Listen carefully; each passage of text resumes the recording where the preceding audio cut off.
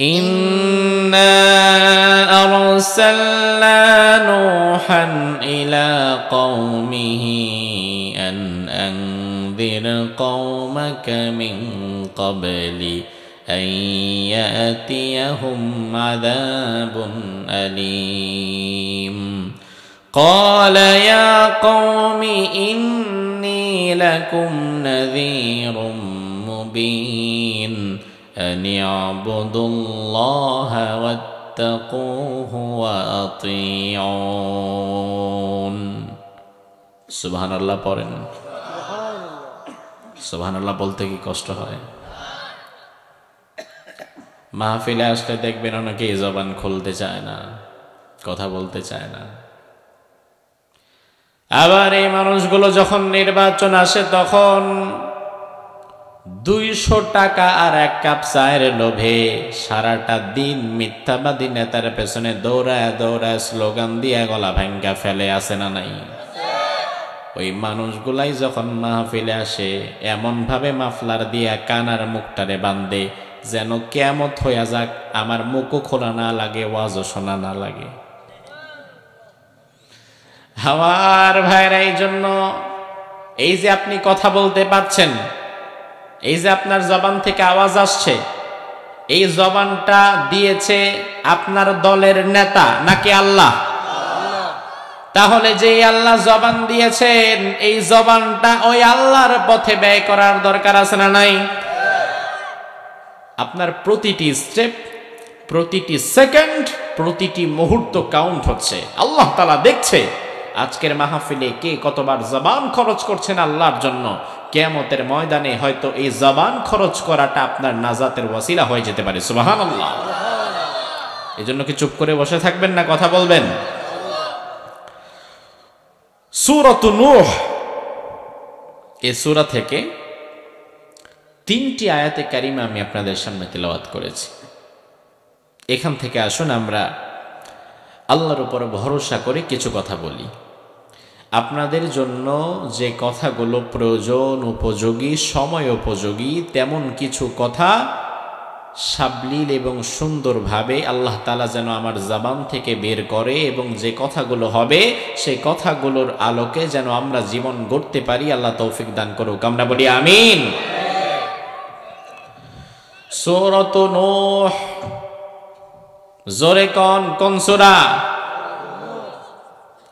নূহ মূলত একজন নবীর নাম কোরআনে কারিমে যে সমস্ত নবীর নাম আল্লাহ বলেছেন এবং যে সমস্ত নবীর নামে আল্লাহ সূরা দিয়েছেন নূহ আলাইহিস সালাম হচ্ছেন তাদের মধ্যে অন্যতম একজন নূহ আলাইহিস সালামের নামে আল্লাহ তাআলা এই সূরা দিয়েছেন কোরআনের বহুল আলোচিত নবীদের মধ্য থেকে তিনি একজন আল্লাহ রাব্বুল আলামিন বলেন আমি নূহ আলাইহিস সালামকে তার জাতির কাছে পাঠালাম আন আনযির কওমাক যেন আমার নবী নূহ তার জাতিকে সতর্ক করতে পারে মিন ক্বাবলি আইয়াতিয়াহুম আযাবুন আলীম যন্ত্রণাদায়ক ভয়াবহ আযাব আসার আগেই যেন আমার নবী নূহ তার উম্মতকে সচেতন করতে পারে আমার ভাইরা আয়াতে কারিমা থেকে একটা বিষয় তো আমরা বুঝলাম আল্লাহ রাব্বুল আলামিন কোন জাতি গোষ্ঠীকে শুরুতেই তাদের ভুলের কারণে আযাব দেন না বরং আল্লাহ তাআলা ওই জাতি গোষ্ঠীর মানুষদেরকে সতর্ক করার জন্য আগে একজন সতর্ককারী পাঠান নূহ আলাইহিস সালাম এসে বললেন ইয়া কওম আমার জাতি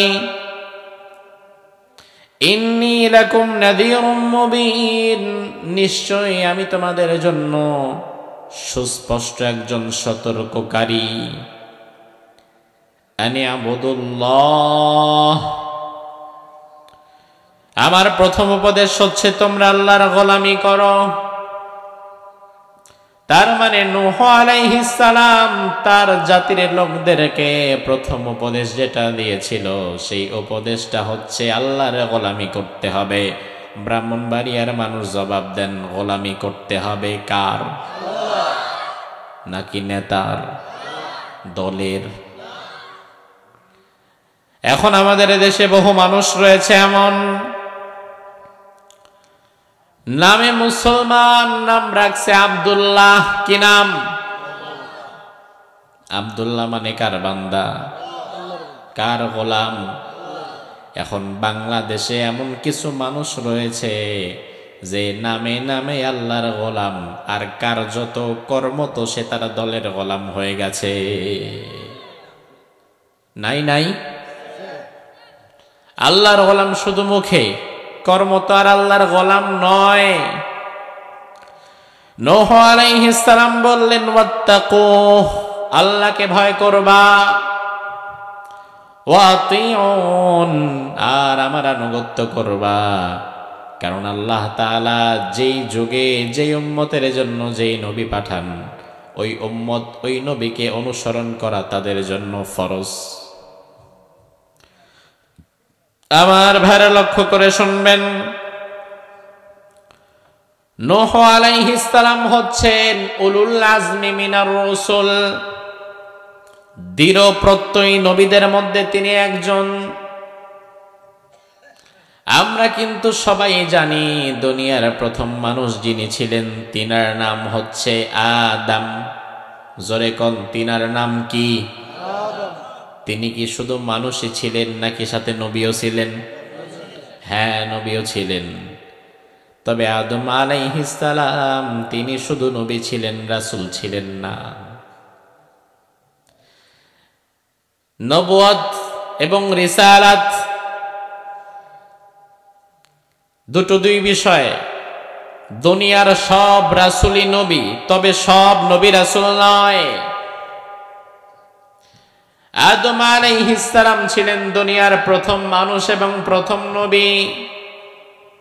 কিন্তু রাসূলের সারি যদি আপনি করেন যে কোন কোন নবী রাসূল, একটু বিশেষ মনোযোগ দাবান, তাহলে এই রাসূল কোন কোন নবী সেই লিস্টের প্রথমেই থাকবে নূহের নাম। কারণ নূহ আলাইহিস সালাম হচ্ছেন প্রথম রাসূল। সুবহানাল্লাহ বলেন। আদম আলাইহিস সালামকে বলা হয় নবিয়ে জারঈ, নবিয়ে জিরাঈ, চাষাবাদের নবী। কারণ আদম আলাইহিস সালামের সময় আল্লাহ তাআলা শরীয়তের কোনো কঠিন বিধান দেন নাই যে যাকাত দাও, নামাজ পড়ো, রোজা রাখো, এই করো সেই করো, এত কঠিন কঠিন বিধান আল্লাহ দেয় নাই। আল্লাহ রাব্বুল আলামিন আদম আলাইহিস সালামকে নবিয়ে জিরাঈ, চাষাবাদের নবী বানিয়েছেন। অর্থাৎ কিভাবে বীজ বপন করতে হবে, কিভাবে গাছ রোপণ করতে হবে, কিভাবে ফল পাকাইতে হবে, কিভাবে মাটির মধ্যে আগুন জ্বালাতে হবে পাথরে পাথরে ঘষা দিয়ে, কিভাবে খাবার খেতে হবে, এই পদ্ধতিগুলো আল্লাহ তাআলা আগে আদমকে শিক্ষা দিয়েছেন। কারণ মানুষ যদি পেটে ভাত না থাকে তার আবার কিসের শরীয়ত? আগে তো খাওয়া শিখাইতে হবে। আর নূহ আলাইহিস সালামকে বলা হয় নবিয়ে শারঈ, শরীয়তের নবী। কারণ শরিয়াতের বিধিবিধানগুলো আল্লাহ তাআলা নবী নূহ আলাইহিস সালামের মাধ্যমেই জমিনে প্রথম প্রণয়ন করেছেন। নূহ আলাইহিস সালাম আল্লাহ রাব্বুল আলামিন তাকে এমন একটা সময়ে পাঠালেন, আদম আলাইহিস সালাম ইন্তেকালের পরে 1000 বছর পরে আল্লাহ তাআলা নূহ আলাইহিস সালামকে জমিনে পাঠায়। ব্রাহ্মণবাড়িয়ার মানুষ মনে থাকলে বলেন, আদম আলাইহিস সালামের ইন্তেকালের কত বছর পরে নবী নূহ দুনিয়াতে আসে? 1000 বছর। ঐতিহাসিকরা বলেন নূহ হচ্ছে আদম নবীর বাবা আদমের 10ম পুরুষ। 10 পুরুষ পরে পৃথিবীতে আসছে। নূহ আলাইহিস সালামের আরেকটা নাম আছে। নূহ আলাইহিস সালামকে বলা হয় আবুল বাশার আস-সানি, মানব জাতির দ্বিতীয় পিতা। সুবহানাল্লাহ কয় না? তাইলে মানব জাতির প্রথম পিতা কে? কে? তাইলে মানব জাতির দ্বিতীয় পিতা নবী নূহকে কেন বলা হয়? তার কারণ হচ্ছে নবী নূহের সময় একটা ভয়াবহ কি হয়েছিল জানে না পাবলিক? কি হয়েছিল? বিরাট বন্যা, প্লাবন, মহাপ্লাবন। ওই মহাপ্লাবনে বিরাট ভয়ঙ্কর বন্যায় সব মরে গেছে, সব শেষ। ওই সময় গুটি কয়েক নূহের পরিবারের যারা বেঁচে ছিল তাদের মধ্য থেকেই পরবর্তীতে দুনিয়াতে আবার মানুষের বংশ বিস্তার হয়েছে, যার ফলে নূহ নবীকে বলা হয় মানব জাতির দ্বিতীয় পিতা, second father of the nation, second father of the mankind, মানব জাতির দ্বিতীয় পিতা। ভাই আমার, নূহ আলাইহিস সালামের কথা আল্লাহ তাআলা কোরআনের জন্য বলেছেন, কারণ নূহ আলাইহিস সালামকে পাঠানোর প্রেক্ষাপট, তার দাওয়াত এবং কাফেরদের প্রতিক্রিয়া এবং আল্লাহর শাস্তি, এই চারটা বিষয় জানাবার জন্য আজকের আলোচনা হবে। এই চারটা বিষয় ভালো করে মনে রাখবেন। 1 নাম্বার দাওয়াতের প্রেক্ষাপট, 2 নাম্বার নূহ আলাইহিস সালামের দাওয়াতের কৌশল, 3 নাম্বার কাফেরদের রিয়াকশন, 4 নাম্বার আল্লাহর শাস্তি। কারণ এই চারটা বিষয় এজন্যই আমাদের জানা উচিত, আজকের যুগেও নবী নূহের মতো দ্বীনের হক কথা বলে এমন কিছু দাঈ ইলাল্লাহ পৃথিবীতে আছে না নাই? আবার নবী নূহকে যেইভাবে আক্রমণ করা হয়েছিল, বাধা দেওয়া হয়েছিল, আজকের যুগে দ্বীনের সঠিক পথের দাঈদেরকেও আক্রমণ করা হয়, বাধা দেওয়া হয়, তেমন কিছু মানুষও আছে না নাই? তাইলে এই আলোচনাটা উভয়ের জন্যই শুনতে হবে। এই আলোচনাটা জালিমের জন্য প্লাস মাজলুমের জন্য। মাজলুমও এখান থেকে খোরাক পাবে আর জালিম পাবে সতর্কবার্তা, উভয়ের জন্যই। প্রথমে আল্লাহ তাআলা কেন নূহ আলাইহিস সালামকে পাঠালেন সেটা শুনেন। আদম আলাইহিস সালামের সময় কোনো শিরক বিদআত ছিল না, সব মানুষ ছিল দ্বীনে হানিফের উপরে অটল। কিন্তু আদম আলাইহিস সালাম যখন মারা যায়, আদম আলাইহিস সালাম বিদায় হয়ে যাওয়ার পরে আল্লাহ রাব্বুল আলামিন আদম এবং নূহ নবী এর মধ্যখানে যে 1000 বছর, এই 1000 বছরে প্রতি 100 বছর 200 বছরে আল্লাহ তাআলা বড় বড় 5 জন বলিকে পাঠিয়েছেন, বড় বড় 5 জন বুজুর্গ বান্দাকে পাঠিয়েছেন। জোরে কোন কয়জন? আরো জোরে। কি বান্দা? বুজুর্গ বান্দা, আল্লাহর বলি। এই 5 জনের নাম আল্লাহ কোরআনে বলেছেন, ওয়াদ, সুয়া, ইয়াগুস, ইয়াউক, নাসর। এই 5 জন বুজুর্গ বান্দা তারা যখন জমিন থেকে বিদায় হয়ে গেল, বুজুর্গ বান্দা যারা হয়, আল্লাহর ওলি যারা হয়, পীর যারা হয়, যারা হক্কানি পীর হয়, বস্তুত তাদের কিছু সত্যিকারের ভালোবাসার মানুষ, মুহিব্বিন কিছু মুরিদ আছে না নাই? যেমন আমাদের বড় হুজুর এই এলাকার মানুষ তাকে অনেক বেশি ভালোবাসে, একই রকম ভাবে আল্লাহর ভক্ত যারা হয়, যারা বুজুর্গ বান্দা হয়ে যায়, আল্লাহর ভালোবাসা কেউ যদি অর্জন করতে পারে, আল্লাহ তাআলা বাকি সৃষ্টিকুলের মাঝে তার জন্য ভালোবাসা সৃষ্টি করে দেয়। এটা আল্লাহর নিজাম। ও ভাই আমার, কেউ যদি আল্লাহর ভালোবাসা একবার পেয়ে যায়, আল্লাহর ভালোবাসা কেউ যদি অর্জন করে নিতে পারে, তাইলে ওই মানুষটাকে বাকি সৃষ্টিকুলের সবাই অটোমেটিক ম্যাগনেটের মতো ভালোবাসে। বলতে হয় না আমারে ভালোবাসেন, আমার কাছে আসেন, কিন্তু দূর থেকেই তার জন্য হৃদয়ের টান অনুভব করতে পারে। তার বহু নজির আছে না নাই? আল্লাহর একজন ওলি আমাদের বাংলাদেশে 50 বছর কোরআনে কারিমের তাফসীর করেছে। 1 বছর 2 বছর নয়, 50 বছর কোরআনের তাফসীর করেছে। ওই আল্লাহর বলি যখন মারা যায়, আমার মনে হয় না এমন কোন পাষাণ হৃদয় আছে যে হৃদয় থেকে পানি আসে নাই। মানুষজন পাগলের মতো কেঁদেছে, দল মত নির্বিশেষে। বিশ্ববিখ্যাত মুফাসসিরে কোরআন আল্লামা সাঈদীকে ভালোবাসার মানুষ বাংলাদেশে আছে না নাই? 1-2 জন নাকি কোটি কোটি? এমনকি দলীয় মত পার্থক্য থাকতে পারে, কিন্তু আল্লামাকে ভালোবাসে না এমন মানুষ পাওয়া কঠিন। তিনি আজকে বিদায় হয়ে গিয়েছেন, এতগুলো দিন পার হয়ে গিয়েছে। আমার দিল সাক্ষী, কোরআনে কারিম আমার সামনে, আমার হৃদয় সাক্ষী, বাংলাদেশে এমন কোনো দিন সূর্য উদিত হয় না, সূর্য অস্তমিত হয় না, যেই দিন বাংলার কোনো না কোনো প্রান্তে আল্লাহর কোনো না কোনো বান্দা ওই আল্লামা সাইদির জবান থেকে কোনো না কোনো আয়াত শুনছে। এমন একটা দিন পার হয় না। হাটে মাঠে গ্রামে গঞ্জে বাজারে এখনো তার ওয়াজ আছে না নাই? তার মানে তার প্রতি এখনো মানুষের ভালোবাসা আছে না নাই? কমছে না বাড়ছে? এবং যতদিন যেতে থাকবে কমবে না বাড়বে? কারণ এই ভালোবাসা দিয়েছেন কে? এখানে অনেক মানুষ আছে যারা জীবনে কোনোদিন আল্লামা সাইদিকে চোখের দেখাও দেখে নাই, আছে না নাই? অধিকাংশই তো দেখে নাই, কিন্তু ভালোবাসার প্রশ্নে নিজের চাইতেও আল্লামাকে মানুষ বেশি ভালোবাসে, ঠিক না ব্যাঠিক? ভালোবাসা দিয়েছেন কে? তার মানে আল্লাহর ওলি যারা হয়, আল্লাহ রাব্বুল আলামিন তাদের জন্য মানুষের ভেতরে ভালোবাসা সৃষ্টি করে দেয়।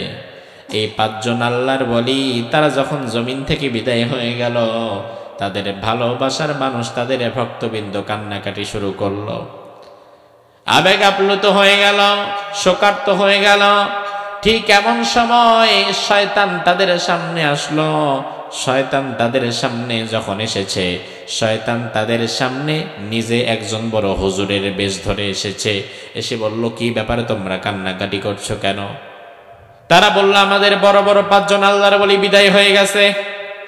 এবার শয়তান যে বিরাট এক হুজুরের লেবাস ধরে বেশ ধরে এসেছে, সে পরামর্শ দিয়ে বলল, শোনো, এক কাজ করো, এই 5 জনের আকৃতি তো এখনো তোমাদের মনে আছে, কারণ যেহেতু মাত্র মারা গেছে, আর কিছুদিন পরে তো পুরো আকৃতি ভুলে যাবা। বলে, হ্যাঁ ভুলে তো যাবো, এখনো তো কিছুটা মনে আছে। আচ্ছা, এক কাজটা করো, পাথরের মধ্যে তাদের আকৃতিটা খোদাই করো, তাদের অবয়বটা দাঁড় করাও, তাদের কিছু ভাস্কর্য বানাও, তাদের কিছু আকৃতি বানিয়ে মূর্তির মতো বানাও। লোকেরা বলল, আমরা মূর্তি বানায় করব কি? শয়তান এবার তাদেরকে বলল, শোনো, মূর্তিটা বানায়া, ভাস্কর্য বানায়া, এই আল্লাহর ওলিদের ভাস্কর্যগুলা তোমাদের মসজিদে যেখানে তোমরা নামাজ পড়ো সেখানে রাখবা। এই আল্লাহর ওলিদের ভাস্কর্য বানায়া তোমাদের ঘরে রাখবা, আল্লাহর ওলিদের ভাস্কর্য বানায়া তোমাদের দোকানে রাখবা। এতে যেটা হবে, যখনই তোমরা তাদের কথা মনে হবে তাদেরকে দেখতে পারবা, আর ওই সমস্ত আল্লাহর ওলিদেরকে যখন দেখবা তখন তোমাদের সরাসরি আল্লাহর কথা মনে পড়ে যাবে। যুক্তিটা কিন্তু ঠিক। তার কারণ হচ্ছে, এই যে আমাদের বড় হুজুর, আমি তো দেখা করে এসেছি, সুবহানাল্লাহ, হাজারো আলেমের উস্তাদ। আপনি যখন বড় হুজুরকে দেখবেন, আপনি যখন তার চেহারার দিকে তাকাবেন, তখন আপনার কি ঘুষের কথা, সুদের কথা, আকাম কুকামের কথা মনে হবে, নাকি আল্লাহর কথা মনে হবে? কথা কয় না। আর আপনি যদি দেখেন মমতাজের চেহারা, কি মনে হইব? ফাইটটা যাব। আমার ভাইয়ের এটাই নিয়ম, কারণ যার সাথে যেই জিনিসের মিল থাকে তার দিকে তাকাইলে ওইটাই মনে হয়। যেমন দুধওয়ালার দিকে তাকাইলে দুধের কথাই মনে হয়। এবার শয়তান বলল, তাদের আকৃতি বানাও, বানায় তোমরা সব জায়গায় রেখে দাও, তাইলে তাদের দিকে তাকাবার তোমাদের আল্লাহর কথা মনে হবে। তারা কইল, যুক্তি তো ঠিক, বানাও মূর্তি। এবার ইতিহাসে প্রথম পাথরের মধ্যে ওই 5 জন আল্লাহর ওলির ভাস্কর্য আঁকা শুরু হলো। ওই ভাস্কর্য মূর্তি বানায়া মসজিদে রাখলো, দোকানে রাখলো, ঘরে রাখলো, এবং সবাই নামাজের সময় যখন তাদের দিকে চোখটা পড়তো, সাথে সাথে চোখে পানি চলে আসতো এবং ইবাদতে আরো বেশি ভালো লাগতো। এবার এই প্রজন্ম যখন কিছুদিন পরে দুনিয়া থেকে বিদায় হয়েছে, যখন পরবর্তী প্রজন্ম এসেছে, পরবর্তী প্রজন্মে ওই ছেলে মেয়েরা, নাতিপতিরা, তারাও এই ভাস্কর্যের সামনে দাঁড়ানো শুরু করেছে। তবে এখানে একটা ভুল হয়ে গেছে। তার কারণ, আগের প্রজন্ম, বাপ দাদা, বাপ চাচার প্রজন্ম, তারা তো ভাস্কর্য বানাইছে, যদিও মসজিদে ভাস্কর্য রেখেছে, মূর্তি রেখেছে, কিন্তু সেজদাটাই মূর্তিরে দেয় না, এই সেজদাটা দিয়েছে কাকে?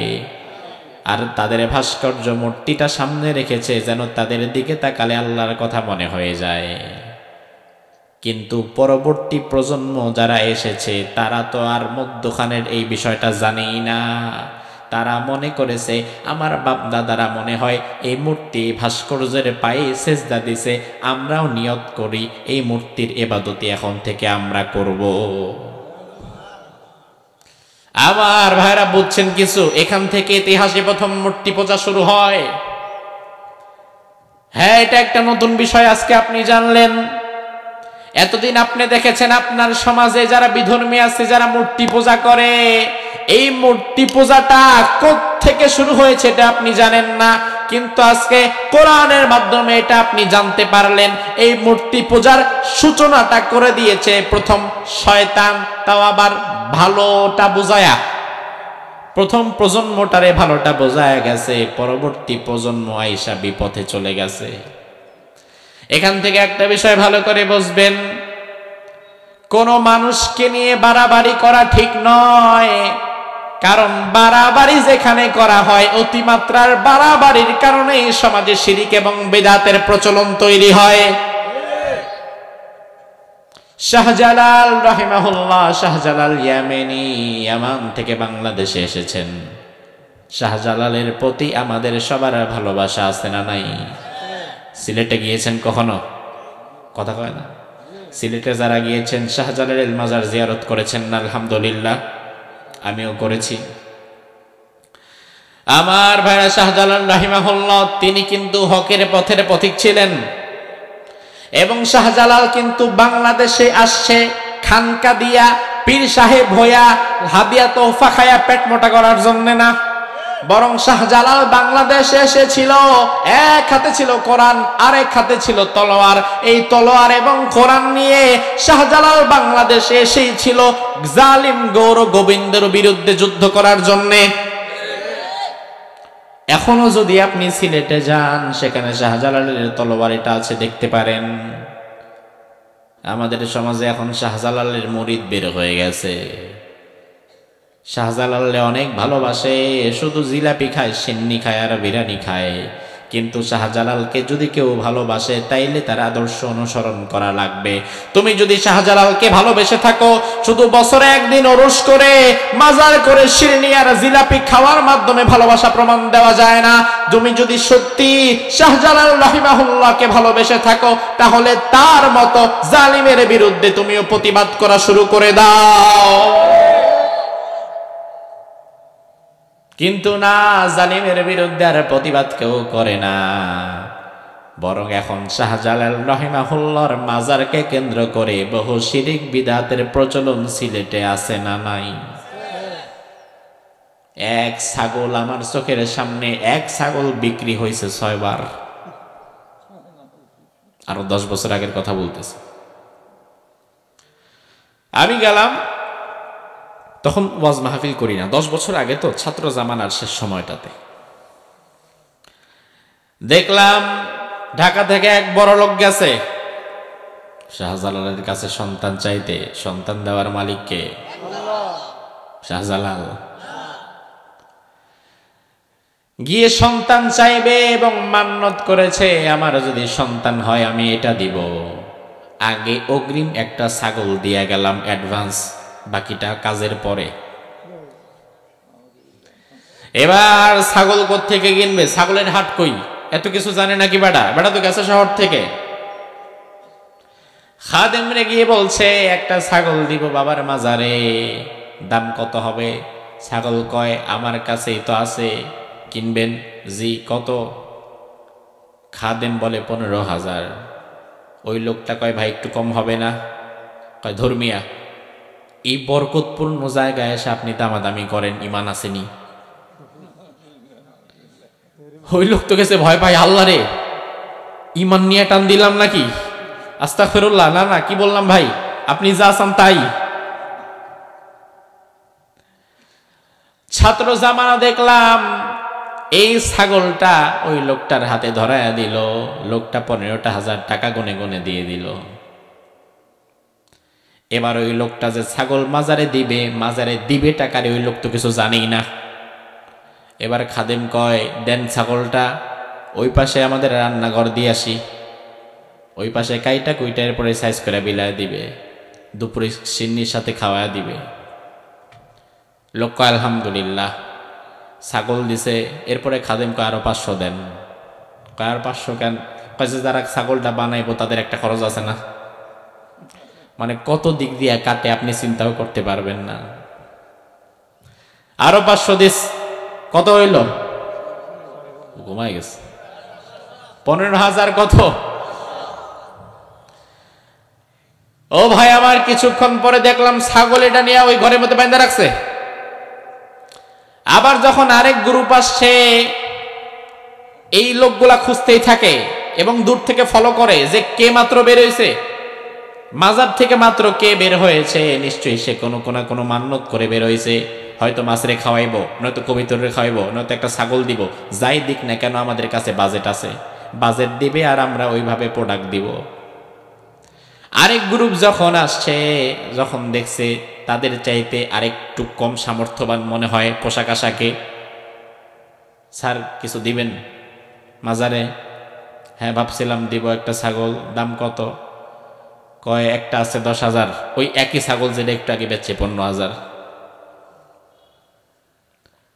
নিয়ে আসেন, নিয়ে আসলো। কম বলার তো সুযোগই নাই, ইমান তো শেষ।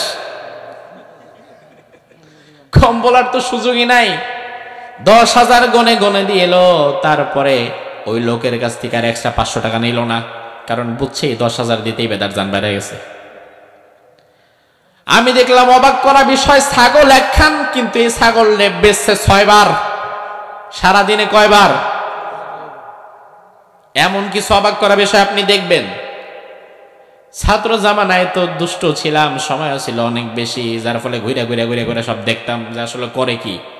পাশের বন্ধু কয়, কিরে অনেক বেলা হয়ে গেছে, চল খাওয়া দাওয়া করে আসি। আমি কই দাঁড়া, এই ছাগল জবাই হবে, এরপরে এইটা আমরা খাওয়া যাব।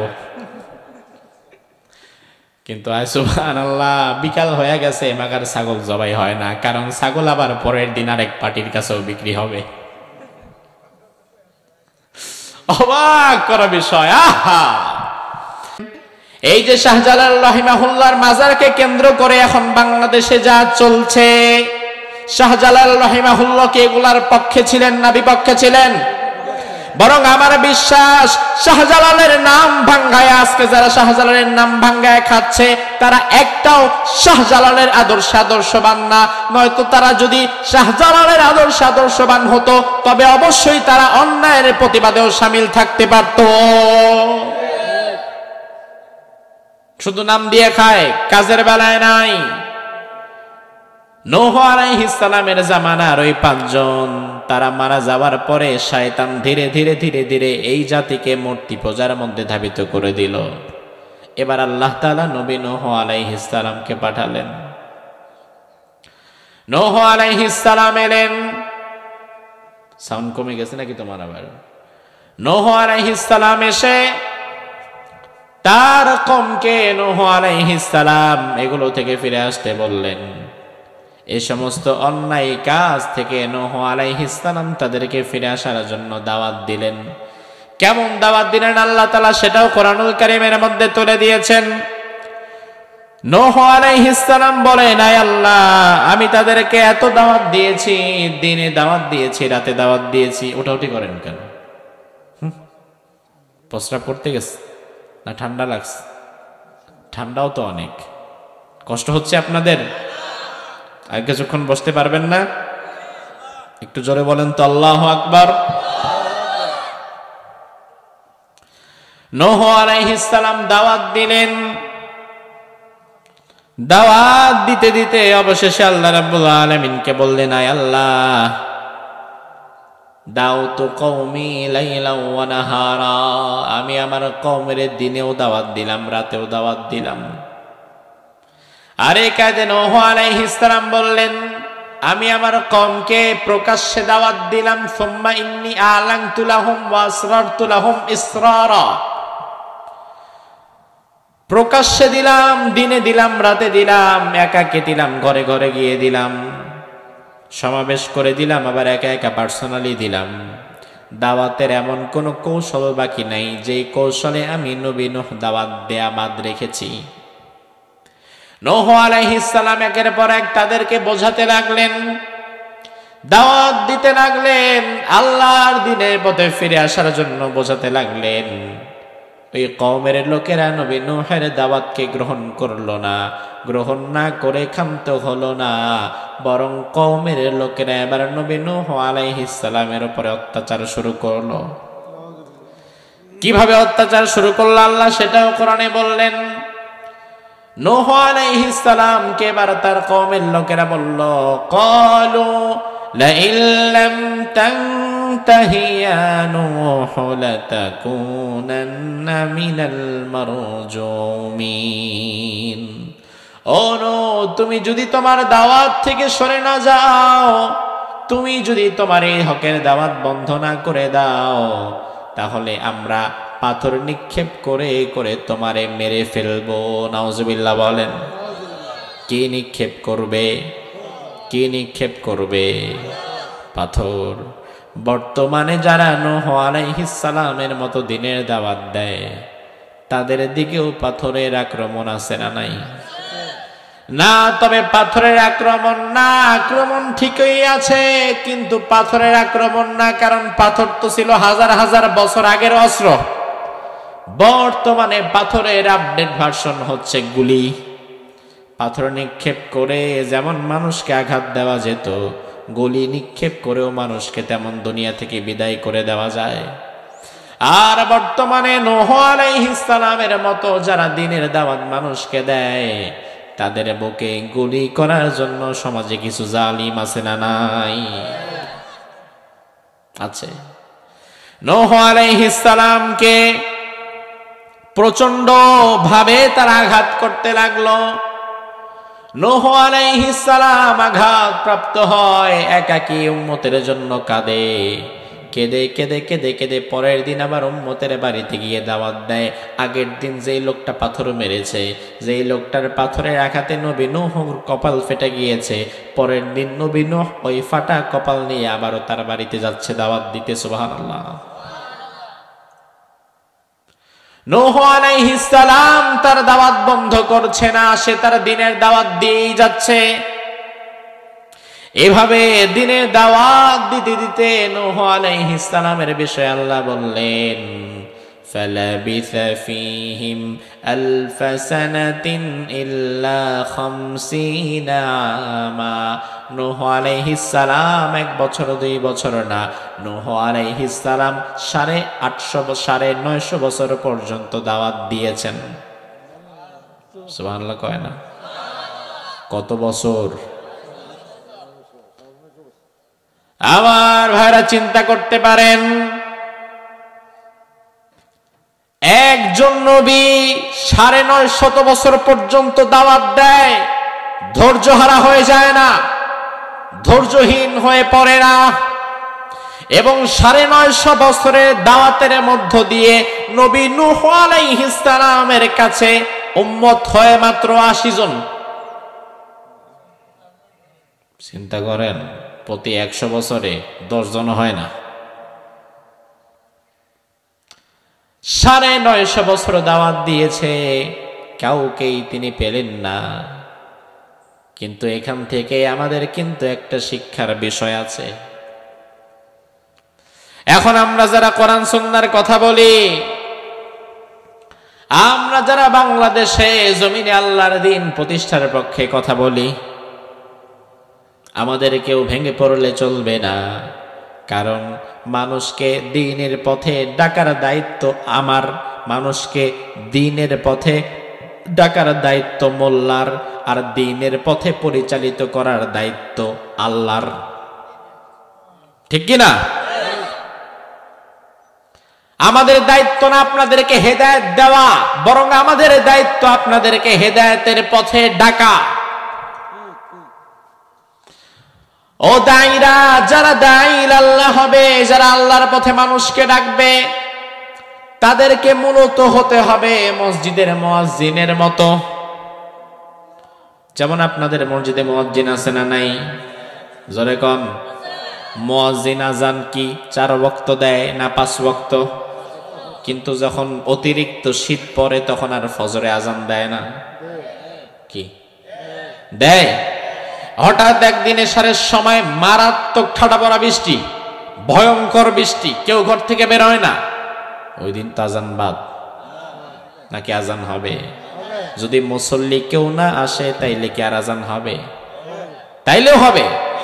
আমার ভাইরা ভালো করে বুঝবেন, মুয়াজ্জিন প্রচন্ড শীতের মধ্যেও তাকে ফজরে আজান দিতে হয়, প্রচন্ড গরমের মধ্যেও তারে জোহরের আজান দিতে হয়, প্রচন্ড বৃষ্টির মধ্যেও তারে এশার আজান দিতে হয়।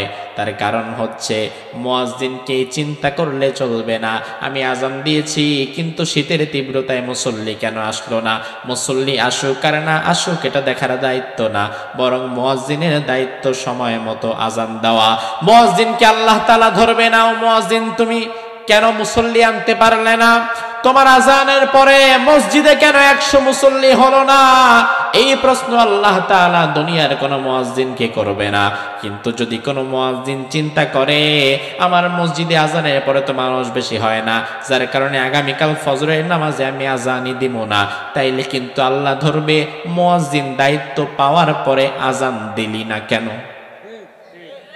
ঠিক কি না? মানুষ আসুক আর না আসুক এটা ডাজন্ট ম্যাটার, এটা আমার বিষয় না। আমার বিষয় কথা বলে যাওয়া। আমি দিনের দাওয়াত দিতেই থাকবো। কে দিনের পথে আসবে আর কে আসবে না সেটা দেখার দায়িত্ব আমার না, সেটা দেখবেন কে? নূহ আলাইহিস সালামকে প্রচন্ড অত্যাচারের পরেও যখন থামানো যায় না, এবার নূহ আলাইহিস সালামকে তার কওমের লোকেরা বলল, ও নূহ, কি চাও তুমি আমাদের কাছ থেকে? তুমি কি রাষ্ট্র ক্ষমতা চাও? তুমি কি সমাজের কর্তৃত্ব স্থাপনকারীদের মধ্যে থাকতে চাও নাকি কি চাও তুমি আমাদের থেকে? আমার ভাইরা, নূহ আলাইহিস সালাম তখন বললেন, ওয়া মা আসআলুকুম আলাইহি মিন আজরিন ইন আজরিয়া ইল্লা আলা রাব্বিল আলামিন। সুবহানাল্লাহ। নূহ আলাইহিস সালাম বললেন, তোমাদের কোন রাষ্ট্র ক্ষমতা আমি চাই না, তোমাদের কাছ থেকে কোন রকমের প্রতিদান আমি চাই না, বরং আমি দ্বীনের দাওয়াত দিয়েই যাব, আর আমারে প্রতিদান যিনি দান করবেন তিনি কে? এখন আমরা যখন বাংলাদেশে কোরআন সুন্নাহর পক্ষে হক কথা বলি, আমরা যখন বাংলাদেশে দ্বীন প্রতিষ্ঠার কথা বলি, ভালো করে বুঝবেন, তখন ওপর মহল থেকে অনেকেই আমাদেরকে বলে, আপনারা এত কথা বলেন কেন? আপনারা কি ক্ষমতায় যেতে চান নাকি? এমন টিটকারি মার্কা কথা কিন্তু আমাদেরকে অনেকেই বলে যে এত কথা কম কেন, এত লাফান কেন, ক্ষমতায় যাইতে চান বাংলাদেশে। আজকে ব্রাহ্মণবাড়িয়ার এই মাহফিল থেকে একটা বিষয় ক্লিয়ার করে দেই ভাই আমার, আল্লাহর কোরআন আমার সামনে, কোরআনটা হাতে নিয়ে বলি, সত্যি কথা বলি ভাই আমার, বিশ্বাস করেন। আলেম ওলামা আমরা বাংলাদেশে যারা আছি, আমরা যারা ইসলাম নিয়ে চলি, আমরা যারা কোরআন নিয়ে চলি, আমরা মূলত কিন্তু আপনাদের বাংলাদেশের কোনো ক্ষমতা আমরা চাই না, আমরা মূলত ক্ষমতায় যেতে চাই না, এটাই সত্যি কথা। আমরা মূলত আওয়ামী লীগের নামাইয়া বিএনপির ক্ষমতায় তুলতে চাই না, বা বিএনপির নামায়া জামাতরে তুলতে চাই না, বা জামাতরে নামায়া জাতীয় পার্টিরে তুলতে চাই না। বিশ্বাস করো মুসলমান, কোন দলকে ক্ষমতা থেকে নামানো বা কোন দলকে ক্ষমতায় তোলা আমাদের লক্ষ্য না, বরং আমাদের লক্ষ্য হচ্ছে আল্লাহর পবিত্র কোরআনকে ক্ষমতায় নেওয়া। কারণ স্বাধীনতার পরে অর্ধ শতাব্দী আজকে পার হয়ে যাচ্ছে, এই 52-53 বছরে বাংলাদেশে ক্ষমতার পালা বদল অনেক হয়েছে। আওয়ামী লীগ, বিএনপি, জামাত, জাতীয় পার্টি অনেক দল ক্ষমতায় এসেছে গিয়েছে, কিন্তু আমার ভাইরা, কোরআন যতদিন পর্যন্ত বাংলাদেশের রাষ্ট্র ক্ষমতায় বসতে না পারবে, বাংলাদেশের মানুষের ভাগ্য বস্তুত ততদিন পরিবর্তন হবে না, বরং যেই দল ক্ষমতায় যাবে তাদের নিজেদের ভাগ্যটাই পরিবর্তন হবে। এই যে আমাদের পাশেই মসজিদ, এই মসজিদে যে নিয়ম কানুন আছে, কখন নামাজ হবে, কোন ওয়াক্ত কত রাকাত ইত্যাদি বিষয়ের নিয়ম আছে না নাই? যেমন ফজরের নামাজ কয় রাকাত? জোরে কোন। যদি ফজরের নামাজ কেউ 3 রাকাত পরে হবে। আবার মাগরিব কয় রাকাত? যদি মাগরিব কেউ 4 রাকাত পরে হবে। তার মানে প্রতিটা নামাজের একটা নিয়ম রয়েছে, আর এই নিয়মটা করেছে আপনার মসজিদের ইমাম। সভাপতি কে? নিয়ম করেছে কে? এজন্য মসজিদ চলে সভাপতির নিয়মে, ইমামের নিয়মে না আল্লাহর নিয়মে? এই যে আপনাদের মসজিদ, এই মসজিদে হয়তো ইমাম পরিবর্তন হয়, কারণ বাংলাদেশের প্রতিটা মসজিদে ইমাম পরিবর্তন হয় স্থানকাল পাত্র ভেদে। তবে আমার ভাইরা, ইমাম যখনই পরিবর্তন হোক না কেন আমাদের কোনো যায় আসা যায় না, কারণ ইমাম পরিবর্তন হইলে ফজরের নামাজ নতুন ইমাম আইসা 3 রাকাত পড়ায় না। ইমাম পরিবর্তন হোক আর না হোক, জোহরের নামাজ কখনো 4 রাকাত থেকে বাদ দিয়ে 2 রাকাত হবে না। তার মানে হচ্ছে ইমাম আসবে যাবে ঠিক আছে, কিন্তু মসজিদ যেহেতু কোরআন মতো চলে, আল্লাহর বিধান মতো চলে, যার ফলে মসজিদের আপাতত নিয়ম কানুন সব একই থাকবে, শুধু ইমাম আসবে আর যাবে, কিন্তু নিয়ম কানুন একই। তার মানে হচ্ছে আল্লাহ কোরআনটাকে যদি আমরা বাংলাদেশের রাষ্ট্র ক্ষমতায় নিয়ে যেতে পারতাম, দল আসবে, দল যাবে, নেতা আসবে, নেতা যাবে, কিন্তু মসজিদ যেমন ইমাম পরিবর্তন হয়, নামাজ পরিবর্তন হয় না, বাংলাদেশের ইতিহাসেও নেতার পরিবর্তন হবে, দলের পরিবর্তন হবে, কিন্তু মানুষের শান্তির পরিবর্তন হবে না। বরং কোরআনকে যদি আমরা বাংলাদেশের পার্লামেন্টে নিতে পারতাম, তাহলে আমার বাংলাদেশটাও সোনার মদিনার মতো সোনার বাংলা হয়ে যেত। এটাই মূলত আমরা চাই।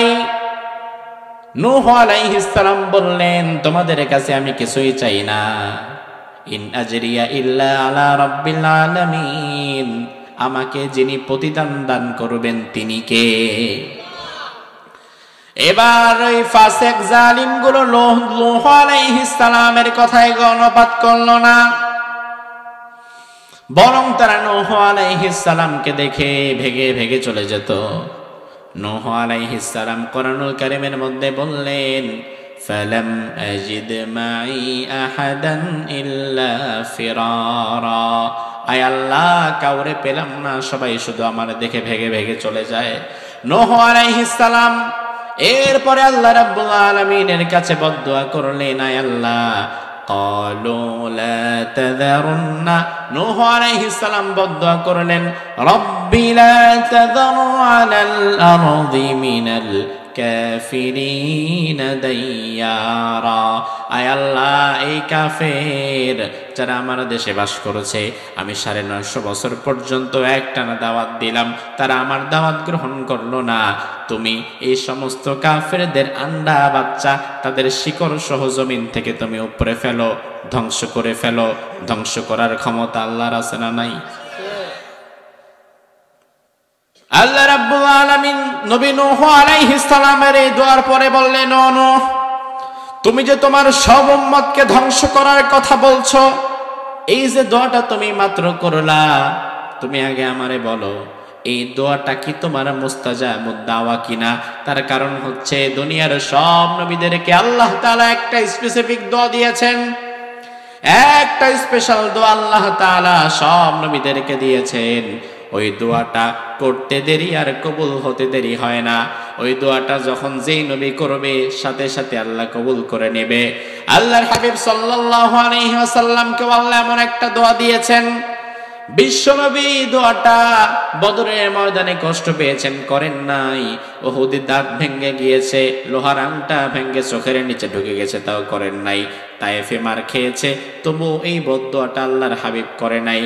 এই দোয়া বদদোয়া কোনোটাই রাসূলুল্লাহ করে নাই, বরং এই স্পেসিফিক দোয়া যেটা করা মাত্রই আল্লাহ কবুল করবে, এই দোয়াটা বিশ্বনবী সাল্লাল্লাহু আলাইহি ওয়াসাল্লাম ময়দানে মাহশারে গুনাহগার উম্মতদেরকে সুপারিশের জন্য জমা করে রেখে দিয়েছেন। যেদিন কারো দোয়া কবুল হবে না, কারো ডাক গ্রহণযোগ্য হবে না, কারো কোনো কথা যেই দিন গ্রহণ করা হবে না, ওই কঠিন দিনে আখিরি জামানার পয়গম্বর বিশ্বনবী সাল্লাল্লাহু আলাইহি ওয়াসাল্লাম ওই দোয়াটা আমাদের জন্য করে আমাদের নাজাতের ব্যবস্থা করে দিবেন। সুবহানাল্লাহ। নূহ আলাইহিস সালামকে আল্লাহ বললেন, ও নূহ, এই দোয়া তোমার সেই দোয়া নাকি যে দোয়া করা মাত্রই আমি কবুল করব? নূহ আলাইহিস সালাম বললেন, আয় আল্লাহ, এটাই হচ্ছে আমার সেই দোয়া। কারণ আমি 950 বছর দাওয়াত দেওয়ার পরেও 80 জনের বেশি আমি পেলাম না।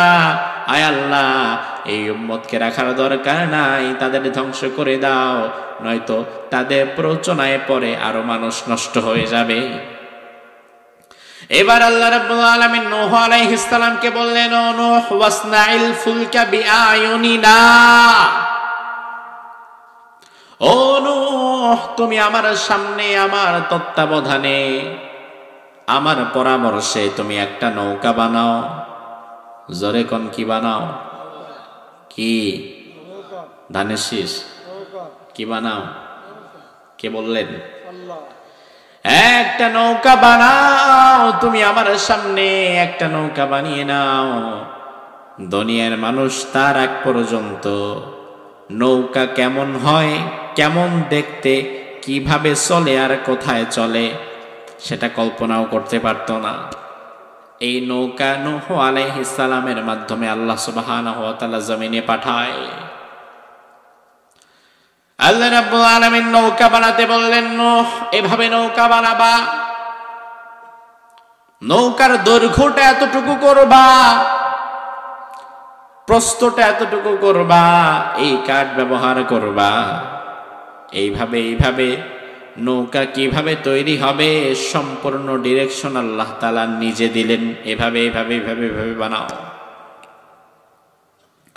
নূহ আলাইহিস সালাম এবার আল্লাহর কথা মতো নৌকা বানাতে লাগলেন। কোরআনুল কারীমে এসেছে, এই নৌকা বানানোর কাজ যখন চলছিল, কোন কাফের যখন এই নৌকার পাশ দিয়ে যাচ্ছিল, যাওয়ার সময় টিটকারি মাইরা হাসতো আর বলতো, ও নূহ, পাগল হয়েছো নাকি? কি এটা বানাইতেছো? কাঠ জোড়া লাগায় কি বানাচ্ছ এটা? নূহ আলাইহিস সালাম বলেন, এটা আমি একটা নৌকা বানাচ্ছি। কাফেররা বলল, নৌকা আবার কি জিনিস? নূহ আলাইহিস সালাম বলে, এটা পানির উপরে চলে, পানির উপরে ভাসে। কাফেররা বলল, এখানে আবার পানি পাবা কই? তুমি যা বানাইতেছো এখানে তো কোনো পানি নাই। কারণ আমাদেরকে পানি আনতে গেলে অনেক দূরে যাওয়া লাগে, অনেক দূর থেকে খাবারের পানি আমরা সংগ্রহ করে আনি, আর তুমি এমন জায়গায় নৌকা বানাচ্ছ যেখানে কোনো পানিও নাই, নৌকা চালাইবা কই? আরেকজন টিটকারি দেয়, ও নূহ, নৌকা যেহেতু বানাচ্ছ, আগে একটা নদীও বানাও, নয়তো চালাইবা কই? আগে একটা নদী বানাও, তারপরে নৌকা বানাও। টিটকারি দেয়। এখনো আলেমদেরকে টিটকারি দেওয়ার বহু লোক আছে না নাই? আমি দেখলাম একদিন বাসের মধ্যে মধ্যবয়সী একজন যুবককে আরেকজন বলতেছে, শার্ট প্যান্ট পরা এক ভদ্রলোক এক যুবককে বলতেছে, কি ব্যাপার, তোমার বয়স আর কত? বলে, কত হবে আঙ্কেল? এই তো 19-20। ভালো, অল্প বয়সী যুবক, কিন্তু এত অল্প বয়সে তোমার গালে যে দাড়ি রাখছো চুলকায় না? কথাটা বুঝেন, এই যে গালে যে দাড়ি রাখছো চুলকায় না? খোঁজা মেরে একটা কথা বললো, টিটকারি দিল। ওই যুবক আবার আলহামদুলিল্লাহ, সেও বুদ্ধিমান, সে বলে, আসলে আঙ্কেল চুলকায়, তবে আমার না, অন্য কারো। আলহামদুলিল্লাহ বলবেন না? তার মানে আমি দাঁড়িয়ে রাখছি, আমার চুলকায় না, কিন্তু তোমার চুলকায়। আছে না নাই? এমন কিছু বদমাইশ আছে যারা আলেমদের সহ্য করতে পারে না, টুপিদারি সহ্য করতে পারে না, ইসলাম সহ্য করতে পারে না। আছে না নাই? নূহ আলাইহিস সালামের পাশ দিয়ে যখন যাচ্ছিল, আল্লাহ রাব্বুল আলামিন কোরআনুল কারীমের মধ্যে বললেন, وكلما مر عليه ملأ من قومه سخروا منه যখন তারা যাচ্ছিল একে অপরের সাথে হাসাহাসি করে নূহ আলাইহিস সালামকে নিয়ে মজা করতে করতে যাচ্ছিল, এই দেখো পাগল কি বানায়। অথচ ভাইরা আমার ভালো করে বুঝবেন, এই যে নৌকাটা নবী নূহ আলাইহিস সালাম বানাচ্ছে, নিজের ইচ্ছা মতো বানাচ্ছে নাকি কার ইচ্ছায়? কথা কন। নৌকা আবার কি জিনিস, কেমনে বানানো লাগে এটা কি নূহ নবী জানতো? জানিয়েছেন কে? নূহ আলাইহিস সালাম নৌকা বানালেন, ধৈর্য ধরলেন, কোন কথার প্রতিবাদ তিনি করলেন না। অবশেষে আল্লাহ রাব্বুল আলামিন কোরআনুল কারীমের মধ্যে বললেন, হাত্তা ইযা জাআ আমরুনা ওয়া ফারাত্তান নূর কুল নাহমিল ফিহা মিন কুল্লিন যাওজাইনি ইসনাইনি ওয়া আহলাকা ইল্লা মান সাবাকা আলাইহিল কওলু ওয়া মান আমান। নূহ আলাইহিস সালাম পরিপূর্ণ নৌকা যখন বানালেন, হঠাৎ করে আল্লাহ রাব্বুল আলামিন একদিন মহাপ্লাবন দিয়ে দিলেন, মহাপ্লাবন দিয়ে দিলেন। ফারাত্তান নূর, চুলা ফেটে ফেটে পানি বের হতে লাগলো, আসমান থেকেও পানি পড়তে লাগলো, জমিন থেকেও পানি পড়তে লাগলো, ওপর থেকে বৃষ্টি আসছে, নিচের দিক থেকে পানি আসছে। স্বাভাবিকত আমাদের সমাজে, আমাদের দেশে লিল্লাহি তাকবীর, একটু জোরে কম, লিল্লাহি তাকবীর, লিল্লাহি তাকবীর। আমাদের মুহতারাম মুরব্বী, আমাদের মতো হাজারো আলেমের উস্তাদ এখানে আসতে পারবে না? আলহামদুলিল্লাহ, আলহামদুলিল্লাহ।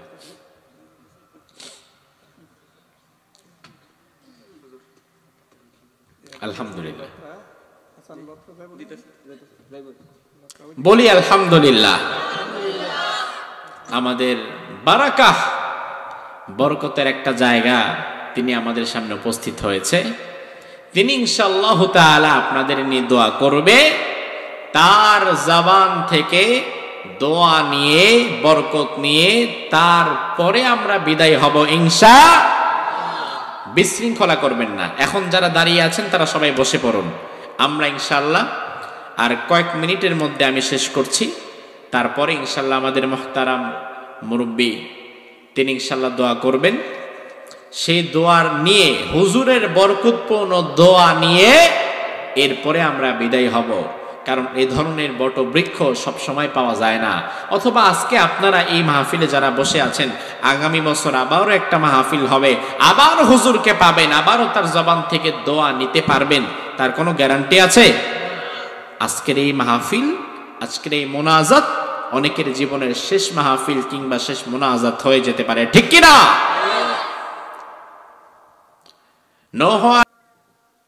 নৌযান বানানোর পরে আল্লাহ রাব্বুল আলামিন যখন বন্যা দিয়ে দিল, আসমান থেকেও পানি পড়ে, জমিন থেকেও, জমিন ফেটে পানি বের হচ্ছে, দুদিক থেকে পানি ফেটে পানি বের হচ্ছে। অল্প সময়ের মধ্যে ভয়াবহ বন্যায় রূপ নিল, ভয়াবহ প্লাবন চলে এলো। মানুষজন অবাক হয়ে গেল, আহারে কি ব্যাপার, ভালো আবহাওয়া, কোনো বৃষ্টি নাই, হঠাৎ করে দেখি জমিন ফেটে পানি বের হচ্ছে, আসমান থেকেও পানি বের হচ্ছে, যাওয়ার কোনো উপায় নাই। অল্প সময়ের মধ্যে পানি বিপদ সীমার অতিক্রম করে ফেলল। আমাদের বাংলা একটা কথা আছে, পানির অপর নাম কি? জীবন। কিন্তু এই পানি যদি আবার নাকের উপরে উঠে যায়, কি? মরণ। যে জিনিস জীবন, ওই জিনিসকেই আল্লাহ আবার মরণের কারণ বানাতে পারে। আল্লাহ রাব্বুল আলামিন নূহ আলাইহিস সালামকে বললেন, নূহ, তুমি তোমার নৌকায়, তোমার নৌযানে তুমি সব মানুষকে তুলতে পারবা না। যেহেতু তোমার নৌকা বানাবার পরামর্শ আমি আল্লাহ দিয়েছি, তোমার নৌকা কিভাবে চলবে সেটাও আমি আল্লাহ বলছি। এখন তোমার নৌকার যাত্রী যারা হবে সেটাও আমি আল্লাহ ঠিক করব। তোমার নৌকার যাত্রী কারা হবে? ওয়ামান আমান, প্রতিটি প্রাণী জোড়ায় জোড়ায় নিবা। আর যারা আল্লাহর প্রতি ঈমান এনেছে, আখিরাতের প্রতি ঈমান এনেছে, ওই মুমিনদেরকে বেছে বেছে তুমি তোমার নৌকায় নিবা। কোনো বেঈমান, কোনো নাস্তিক, কোনো ফাসিক, কোনো ফুজ্জার, কোনো মুশরিককে তুমি তোমার নৌকায় নিতে পারবা? কথা কোন পারবে? বলেছেন কে? এবার একটা বিষয় ক্লিয়ার করেন, নূহ আলাইহিস সালামের নৌকায় উঠেছিল কারা? নাস্তিক, মুরতাদ, ফাসিক, ফুজ্জার, কাফের, বেঈমান, নাকি শুধু ঈমানদার? আজকে অনেকেই নিজেদের বানানো তৈরি নৌকাকে নবী নূহের নৌকার সাথে তুলনা করে, আছে না নাই? নির্বাচনের আগে বলে আমাদের নৌকায় নবী নূহের মতো নৌকা। আস্তাগফিরুল্লাহ, এই কথা বলা ভয়ঙ্কর রকমের শিরক। কারণ নবী নূহ আলাইহিস সালামের নৌকাটা আল্লাহ তাআলা নিজে পরামর্শ দিয়ে বানিয়েছিল, আর নবী নূহের নৌকাটা আল্লাহর দেখানো পথেই চলেছিল, ঠিক কি না? আর আজকে যারা নিজেদের তৈরি নৌকাকে নবী নূহের নৌকার সাথে তুলনা করে, তাদের নৌকা চলে কিভাবে? তাদের নৌকা তো আল্লাহর বিধান মতো আল্লাহর দেখানো পথে চলে না, বরং তাদের নৌকা অনেকাংশে ভারতের দেখানো পথে চলে। এটা তো নবী নূহের নৌকা হতেই পারে না। কোথায় আগার তলা আর কোথায় খাটের তলা? নবী নূহের নৌকার সাথে তুলনা করলেই হওয়া যায় না। তবে হ্যাঁ, আপনি যদি নবী নূহ আলাইহিস সালামের নৌকার সাথে আপনার নৌকারও মিল রাখতে চান, তাইলে আপনার নৌকাকেও আল্লাহর বিধান মতোই চলা লাগবে। আপনার নৌকার যাত্রীদেরকেও বেছে বেছে ঈমানদার লোকদেরই নিতে হবে। যদি সেটা নিতে পারেন তাইলে বলতে পারবেন আমাদেরটাও তেমন নৌকা, ঠিক কি না? এবার নূহ আলাইহিস সালামের মহাপ্লাবনে নূহ আলাইহিস সালামের ছেলে কেনান সে যখন নৌকায় চড়বে, নূহ আলাইহিস সালাম ডাকলো, বাবা তুমি আমার নৌকায় চলে আসো, কারণ আজকে এত ভয়ঙ্কর দিন। লা আসিমাল ইয়াউমা মিন আমরিল্লাহ, আল্লাহ ছাড়া কেউ আজকে আর বাঁচাতে পারবে না। এবার ছেলে কেনান বলল, সাউই ইলা জাবালি ইয়াসিমুনি মিনাল মা, ওই যে পাহাড় দেখা যায়, আমার বিশ্বাস ওই পাহাড়ে আমি চলে যাব, ওই পাহাড়ে যাওয়ার পরে আমি বেঁচে যাব। জবাব দেন, বাঁচাবার মালিক কি পাহাড় না আল্লাহ? আল্লাহ যদি বাঁচাতে না চায় বাঁচতে পারবে? এমন সময় হালা বাইনাহুমাল মাউজু ফাকানা মিনাল মুগরাকিন, একটা ঢেউ এসে নূহ নবীর ওই কেনান নামক সন্তানকে একটা ঢেউয়ের বাড়ি মেরে নিচে ফেলে দিল। নূহ আলাইহিস সালাম আল্লাহকে বলে, আল্লাহ ইন্না বিনি মিন আহলি, আমার কলিজার টুকরাটা আমার পরিবার, আমার পরিবারের অংশ, আমার কলিজার টুকরো ছেলেটা ডুবে যাচ্ছে, আমি তো বাঁচাতে পারলাম না। আল্লাহ রাব্বুল আলামিন বলল, নূহ ইন্নাহু লাইসা মিন আহলিক, যেই ছেলে ঈমান আনে নাই, যেই ছেলে ঈমানদারদের কাতারে দাঁড়ায় নাই, ওই ছেলে তোমার সন্তান হওয়ার পরেও তোমার নৌকায় জায়গা পাবে না, কারণ তোমার নৌকা কোনো কাফের মুশরিক বেঈমানের জন্য আমি আল্লাহ বানাই নাই। আমার ভাইরা, এখান থেকে শিক্ষণীয় বিষয় হচ্ছে, বাবা যত বড় আলেম হোক না কেন, বাবা যত বড় ভালো মানুষ হোক না কেন, অথবা পীর যত বড় ভালো মানুষ হোক না কেন, আপনার নিজের আমল ঈমান যদি ঠিক না থাকে আপনি বিপদে পড়বেন।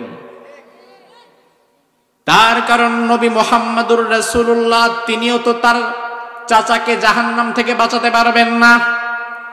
ইব্রাহিম খলিলুল্লাহ তিনি তো তার বাবাকে জাহান্নাম থেকে বাঁচাতে পারবেন না। লূত নবী তো তার স্ত্রীকে জাহান্নাম থেকে বাঁচাতে পারবেন না। নূহ নবী যেমন তার সন্তানকে জাহান্নাম থেকে বাঁচাতে পারবেন না। তার মানে হচ্ছে নিজের ঈমান আমল যদি ঠিক না রাইখা শুধু আরেক পীরের দরবারে গিয়া পড়ে থাকেন, বিপদে পড়বেন। কারণ ওই পীর কিয়ামতের ময়দানে আপনার মতো মুরিদরে রেখে পালায়া যাবে। কারণ ওই দিনটা এমন কঠিন হবে, দুনিয়ার কেউ কারো কাছে কারো পরিচয় দিবে। এজন্য নিজের ঈমানটাকে মজবুত রাখতে হবে, শিরক মুক্ত ঈমান রাখতে হবে এবং বিদআত মুক্ত আমল রাখতে হবে। আমরা যেন রাখতে পারি, আল্লাহ তৌফিক দান করুক। আমরা বলি আমিন।